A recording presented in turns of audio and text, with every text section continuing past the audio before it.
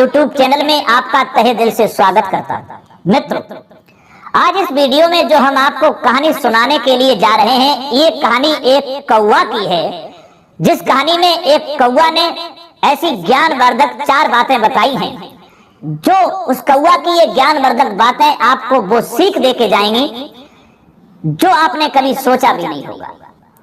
ये कहानी कहने का मतलब है कि बहुत ही ज्ञानवर्धक एवं प्रेरणादायक है। वो कौन सी 4 बातें हैं जो कौवा ने बताई हैं? क्योंकि किसी ने कमाल की बात कही है कि चाहे भूखे मर जाना, पर इन 4 लोगों पर कभी मदद की भीख मत मांगना। तो मित्रों, वो कौन से 4 लोग हैं जो कौवा ने बताए हैं कि भूखे मर जाना, पर इनसे कभी मदद की भीख मत मांगना? आइए जानते हैं इस कहानी के माध्यम से।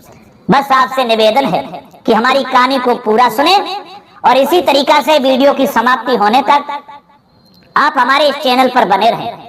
और यदि आप हमारे इस चैनल पर नए मेहमान दर्शक बनकर के आए हैं, आपने अभी तक हमारा चैनल सब्सक्राइब नहीं किया है, तो मित्रों हमारे इस चैनल को भी सब्सक्राइब जरूर कर लेना और घंटी वाला बटन भी अवश्य दबा देना, क्योंकि आपका एक सब्सक्राइब करना हमारे लिए बहुत महत्व रखता है। आइए मित्रों, अधिक विलंब न करते हुए अब सीधे कहानी पर पहुंचते हैं।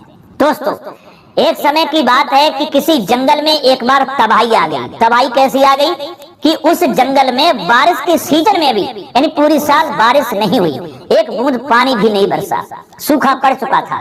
इसलिए जंगल के रहने वाले जानवरों के लिए, पशु पक्षियों के लिए कोई भी खाने की व्यवस्था नहीं रही थी। सब भूखे मर रहे थे।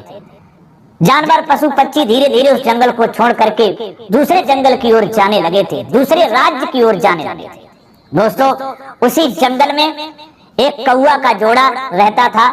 वो कौवा का जोड़ा एक वृक्ष की डाल पर बैठा हुआ था। कौवा की जो मादा थी कौवी, वो बहुत ही भूखी थी, क्योंकि 3 दिन हो गए थे उन कौवा और कौवी के लिए कुछ खाने को नहीं मिला। कौवी बैठी बैठी डाली पर इधर उधर निहार रही है, कहीं कुछ खाने को मिल जाए। तब तक क्या होता है कि उसी वृक्ष के नीचे एक लोमड़ी एक मांस का टुकड़ा दबा करके आ जाती है। कौवी ने देखा तो उसके मुंह में पानी आ गया और कौवी जो थी लोमड़ी से कहने लगी, लोमड़ी बहन, मैं 3 दिन से भूखी हूँ, बहुत बड़ी मेहरबानी होगी, आप जो हैं इसमें से थोड़ा मांस का टुकड़ा हमको भी दे दो, जो हमारी भूख शांत हो जाए, नहीं तो मेरा दम निकल जाएगा। दोस्तों, लोमड़ी ने देखा कौवी की तरफ कि कौवी अपने पति कौवा के साथ में बैठी है। तो लोमड़ी तो चालाक थी, क्योंकि ये तो आप जानते ही हैं कि लोमड़ी चालाक होती है। लोमड़ी ने विचार किया, इस मांस का टुकड़े से तो हमारा पूरी तरह से पेट भी नहीं भरेगा और ये अच्छा मौका है, इसको अपने पास बुलाते हैं और जैसे ही ये कौवी पास में आएगी इसको मारेंगे और खा जाएंगे, हमारा पेट भर जाएगा। दोस्तों, फिर लोमड़ी ने कौवी से कहा कि कौवी घबराइए नहीं, तुम नीचे आ जाओ और तुम्हें अपने पास में बैठाल करके बड़े प्यार से तुम्हें इस मांस को टुकड़े को खिलाएगी। दोस्तों, कौवी तैयार हो जाती है और जब जाने को होती है लोमड़ी के पास में, तभी कौवा रोक लेता है। कौवा कहता है, क्या पागल हो गई हो तुम? अरे ये हमारी तुम्हारी दुश्मन है, ये शिकारिन है। अगर तुम नीचे गई, ये मांस के टुकड़ा को छोड़ देगी और तुम ही मार करके खा जाएगी। कौवी कहती है, नहीं महाराज, मैं जाऊंगी जरूर, ये हमारे साथ ऐसा नहीं करेगी। कौवा फिर समझाता है, तुम मेरी बात को समझो, इसके पास ना जाओ और नहीं तो ये तुम्हें मार के खा जाएगी। कौवी फिर भी कौवा की बात को नहीं समझती है। तो कौवा कहता है कि ऐसे तुम नहीं समझोगे, हम तुम्हें एक दास्तान सुनाते हैं, तब तो तुम समझोगे। ध्यान से मेरी पहले ये बात को सुनो, उसके बाद में जाना। दोस्तों, कौवी भाई बैठ जाती है और लोमड़ी के पास में नहीं जाती है और कौवा की बातें सुनने लगी। कौवा कहने लगा और समझाने लगा, सुनो कौवी, कुछ समय पहले की बात है, इसी जंगल में एक बरगद का पेड़ था और इसी बरगद के एक खो में एक तोता और तोती रहते थे, यानी तोता तोती का जोड़ा रहता था। और दूसरी खो में उसी बरगद के एक जो था सर्प रहता था। इधर तोती जो अंडा दिया करती थी, उस अंडों को वह सर्प खा जाया करता था। जब भी तोती भोजन की तलाश में जाती थी और अंडे अकेले रह जाते थे, तो सर्प निकलता था और आराम से अंडों को खा जाया करता था। कभी कभी तो बच्चे भी बन जाते थे, तो वह सर्प बच्चों को भी खा जाया करता था। ये देख करके तोती बहुत परेशान होती थी। तोती के साथ में ऐसा कई बार हुआ। तोती बहुत दुखी हुई और बैठी बैठी वहीं रो रही थी। तोता भी बैठा बैठा रो रहा था। तब तक क्या देखा कि उसी बरगद की एक डाल पर जलकौआ आकर के बैठ जाता है और जलकौआ ने जैसे ही देखा कि तोती रो रही है तो जलकौआ ने पूछा तोती से कि क्या हुआ तोती, तुम बैठी बैठी रो रही हो। तोती ने सारी दास्तान अपनी सुना डाली और कहा कि मेरे साथ ऐसा कई बार हुआ है। मैं जितनी बार अंडे देती हूँ, जितनी बार मेरे बच्चे होते हैं, इसी दूसरी कोह में एक सर्प रहता है और वो सर्प निकलता है। जब हम लोग कहीं भोजन की तलाश में निकल जाते हैं तो वह सर्प निकल करके हमारे अंडों को, हमारे बच्चों को खा जाता है। हम इस बात से बहुत परेशान हैं। हम कर भी क्या सकते हैं, क्योंकि हम उससे अपना बदला भी नहीं ले सकते, हम उससे लड़ भी नहीं सकते। वो बहुत खतरनाक है, बहुत ही दुष्ट है। कौवी की ऐसी दुख भरी दास्तान सुनकर के उस जलकौआ को तरस आ जाता है और जलकौआ कहता है तुम्हें नहीं मालूम, अब हमारे साथ चलिए, पास में एक तालाब है, उससे मछली पकड़ करके लाएंगे। तोती कहती है मैं आपकी बात को समझी नहीं। तब वह जलकौआ समझाता है जब दुश्मन भारी पड़ जाए, जब शत्रु पहलवान हो, बड़ा हो और उससे जाकर के लड़ ना सको तो उसे बुद्धिमानी से हराना चाहिए। तोती ने कहा वो कैसे?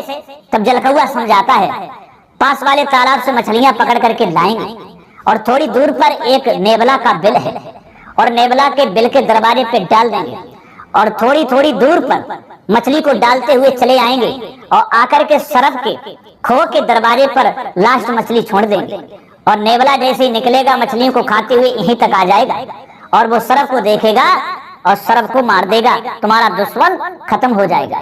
दोस्तों, तोती ने जब जलकौआ की ऐसी बातें सुनी तो उसे भरोसा हो गया।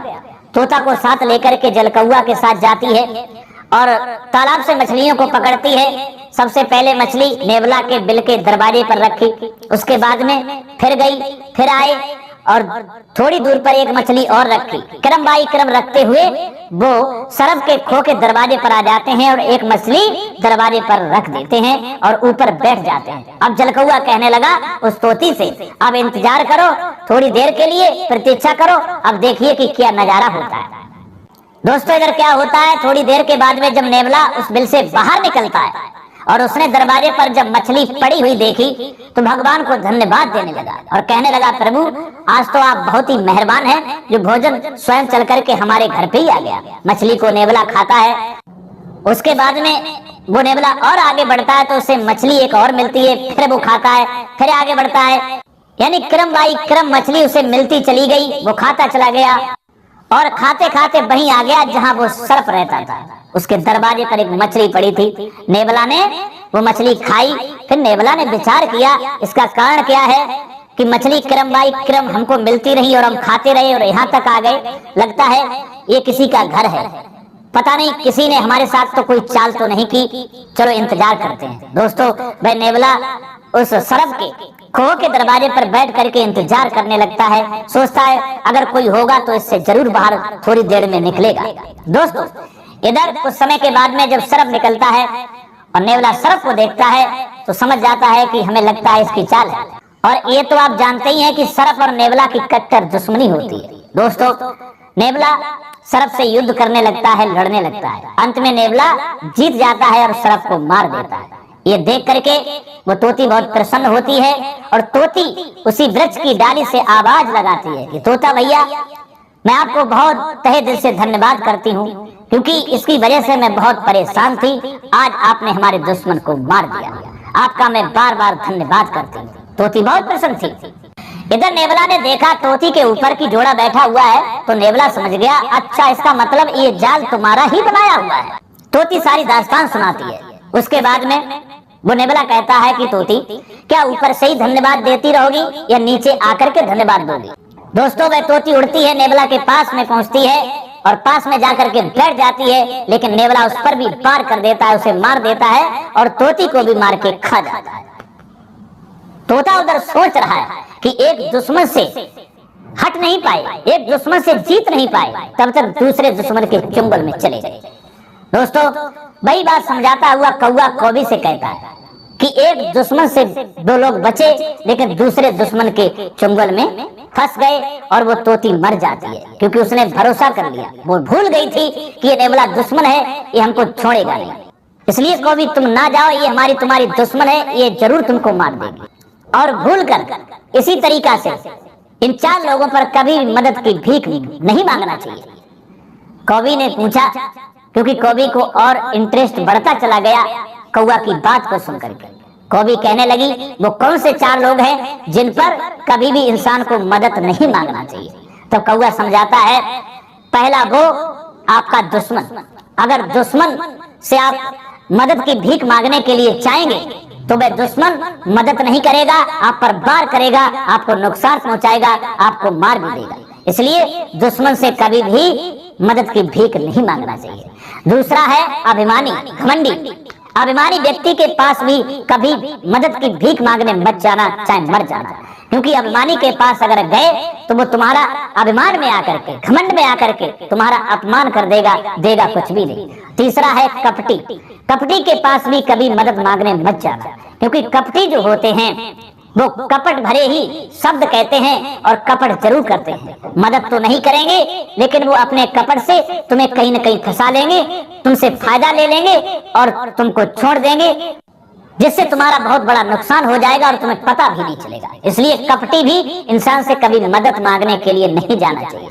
चौथा है नशेबाज व्यक्ति, नशेबाज आदमी। नशेबाज आदमी के पास भी कभी भी मदद की भीख मत मांगना। जैसे अगर आप कहीं जा रहे हैं, रास्ते में खड़े हैं, आपको कोई वाहन नहीं मिल रहा है और कहीं से एक बाइक वाला नशे में आ गया और उसके लिए आपने हाथ दिया, उसने रोक दिया और उसकी बाइक पर बैठ गए, क्योंकि वो तो नशे में है।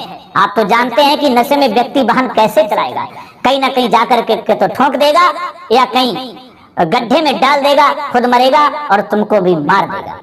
तो इसलिए नशेबाज आदमी से भी कभी भी मदद की भीख मत मांगना। चाहे रास्ते में मर जाना, चाहे भूखे हो तो मर जाना, लेकिन ऐसे 4 लोगों पर कभी भी मदद की भीख मत मांगना। एक दुश्मन, दूसरा अभिमानी, तीसरा कपटी और चौथा नशेबाज आदमी। दोस्तों, कौवा की इस तरीका से बातें सुनकर के वो कौवी समझ जाती है कि हमारा पति कौवा सच कह रहा है, वो नहीं जाती है।